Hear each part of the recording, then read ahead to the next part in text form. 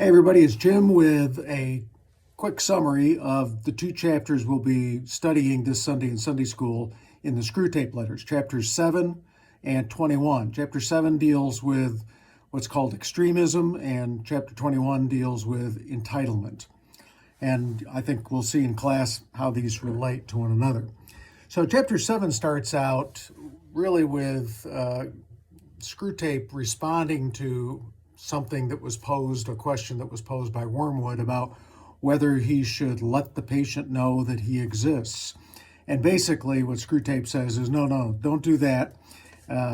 We really need to kind of stay underground, at least for now.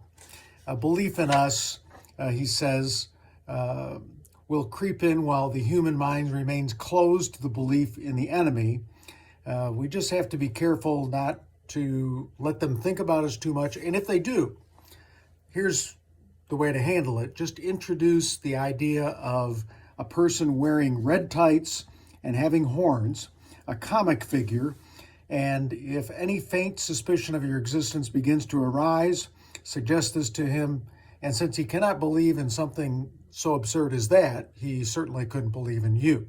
So that's how you dispose of that concern.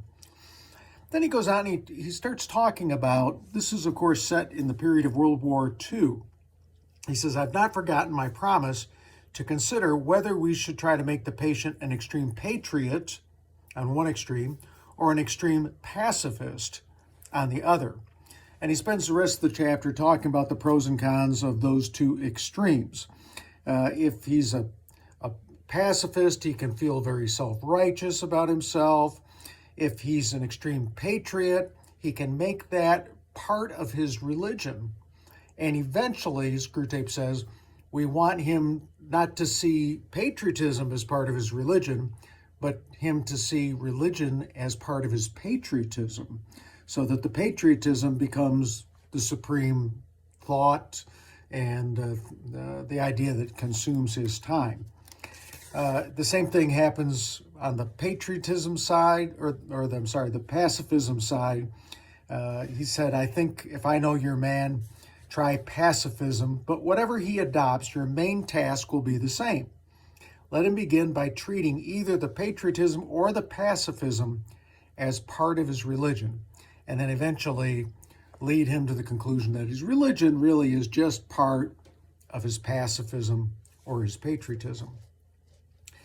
He ends by saying something really interesting. He said, what we want to do is make sure that the meetings and pamphlets and policies and movements and causes of patriotism or pacifism become more important than prayers and charity. And if you can do that, then he will be more securely ours. I could show you a pretty cage full down here. So some devilish advice, of course, about how to reinforce extremism and to make it almost a religion. So now flip over to chapter 21, and he's talking here about the idea of entitlement. And most of it is in the context of talking about time. I'm entitled to my time. And he said people aren't angered merely by misfortune or interruptions, but by misfortune or interruptions which they conceive as an injury. And the best way that you can spur this idea of an injury is to give him the idea that what he has is his, and any interruption with it is an offense against him. And he focuses most of the time talking about our perception of time. He said it's really a laughable idea in both heaven and in hell that humans have that they own their own time. And so he uses a couple of examples. If someone is looking forward to a great afternoon of just leisurely reading and a friend in need calls him and asks if he can help, he feels like, well, this was my time. I'd set aside for myself, and this friend is imposing on me. So the idea of entitlement and possessiveness trumps the idea of love. He says you have a delicate task here. The assumption which you want him to go on making is so absurd that his time is his own, that if he examines it very carefully, he'll see how ludicrous it is. He might as well say, I own the sun and the moon. But he said he is also, in theory, committed to the total service of the enemy. And if the enemy, God, appeared to him and said, I would like to have your time all day today, he no doubt would say yes. And if during that day that God had called him out, if God said, okay, you can have 30 minutes off and go do what you want, he would feel like he'd been given a great gift.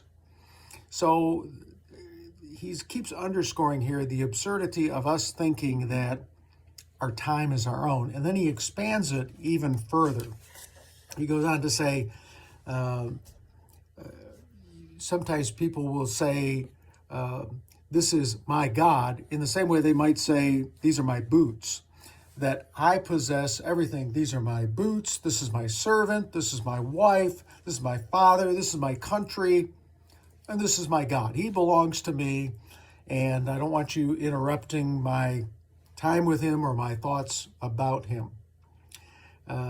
He ends up by saying this, and all the time the joke is that the word mine, in its fully possessive sense, cannot be uttered by a human being about anything. In the long run, either our father, the devil, or the enemy will say mine about each thing that exists, and specifically about each man. They will find out in the end, never fear, to whom their time and their souls and their bodies really belong, not to them.